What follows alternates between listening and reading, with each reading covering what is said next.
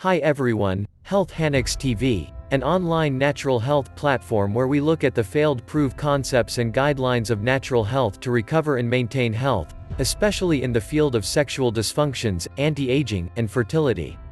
You're welcome. Today, I will look at fat you must melt for strong erection. Visceral fat, also known as belly fat, is a fat that is inside your abdominal cavity, and having too much is extremely harmful. Luckily there are proven strategies to help you lose visceral fat, and that's what I'm looking at in this video. Visceral fat is commonly known as belly fat. It's found inside your abdominal cavity and wraps around your internal organs. It's hard to judge how much visceral fat you have, however, a protruding belly and large waist are two of the more obvious signs.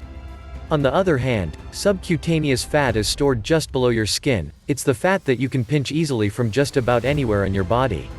Presently, subcutaneous fat is not potentially harmful like visceral fat. Studies have shown that excess visceral fat is strongly linked to a higher risk of type 2 diabetes, insulin resistance, heart disease, and even certain cancers.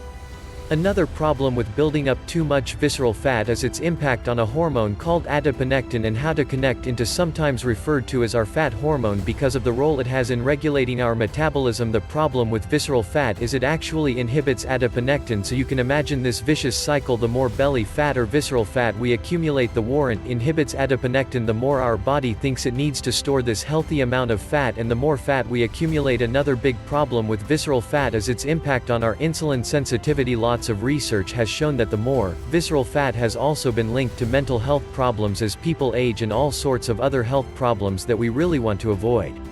So the main technique to dispose of visceral fat is to avoid alcohol intake. Drinking liquor may hurt both your health and your waistline. In truth, a few studies have demonstrated that drinking alcohol may encourage fat to be stored as visceral fat. Now, this investigation in 8,600 Korean grown-ups found that individuals who drank the most liquor likewise had the biggest abdomen circumference, a marker of visceral fat. Another study in 87 ladies found that moderate alcohol intake was additionally connected to conveying more visceral fat.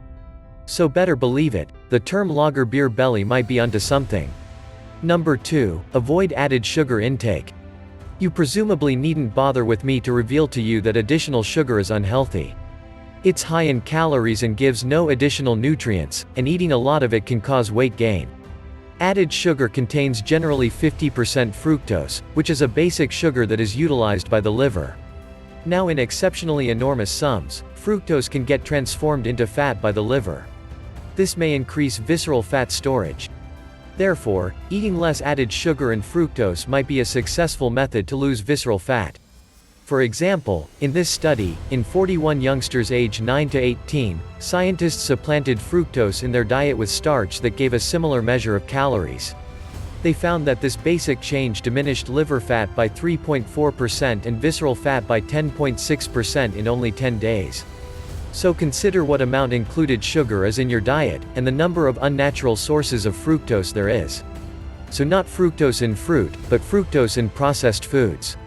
Number 3, eat more protein. Protein is the most important nutrient for fat loss. Eating more protein can help battle off appetite by expanding levels of the totality hormones, and likewise diminishing degrees of the craving hormone ghrelin. Now, a study in very nearly 24,000 grown-ups indicated that higher protein intake was connected to a low body mass index, a higher good HDL cholesterol, and a smaller waist circumference, which is a marker of visceral fat. To increase your protein intake, try including a protein source at each meal. So a few thoughts may be free-range meat or fish or eggs, dairy foods, legumes, nuts, even whey protein. Number 4, do more aerobic exercise.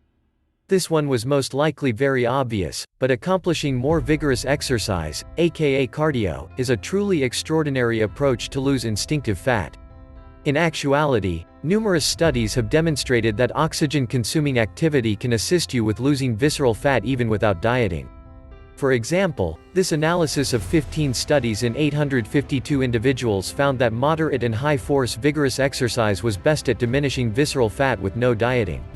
That stated, joining a standard high-impact practice with a solid eating routine will be more powerful than doing possibly one or the other. If you want to begin with high-impact exercise, you could start by simply doing some energetic strolling or cycling, or running, at any rate, 3 times each week. Number 5. You want to make sure you get adequate sleep now. What I mean by sufficient rest is you need to be no under 5 hours except for actually close to 8. I realize a few people think they need more rest than that, yet examines show on the off chance that you don't get enough rest you run a lot higher danger of creating hazardous visceral fat. Decrease your cortisol levels, which folds us into number 6. Here, reduce stress in the event that you don't lessen your pressure. Your cortisol levels are too high. When your cortisol levels are too high, that is a hormone that will store belly fat. Alright, so in the event that you notice that since the time you've been worried about your activity or a vocation change or whatever it might be presently, listen, you're putting on more tummy fat. This is on the grounds that your cortisol levels have most likely gone up. Now, they're normally higher in the first part of the day, at any rate in a tighten as the day goes on. However, on the off chance that you have high cortisol levels throughout the day, you're going to store belly fat. That's it, guys. I want to remind you very quickly that all the stuff we're saying here isn't really drugs, they're for information purposes, and it's best to check with your doctor before you go ahead and use any of these items. Often don't forget to subscribe so that you will know when we have new videos, and then toggle on your alerts so that when new videos are loaded you will be automatically informed. That you can often share these videos with people who have or are going through these challenges, and let them know. Alright. Thanks so much for watching.